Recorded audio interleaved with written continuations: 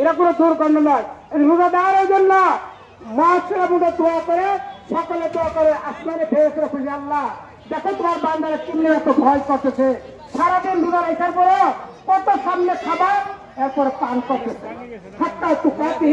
মানুষ সাপ দেখে ভয় পায়, আগুন দেখে ভয় পায়, সমুদ্রকে ভয় পায়, পাশাকে ভয় পায়,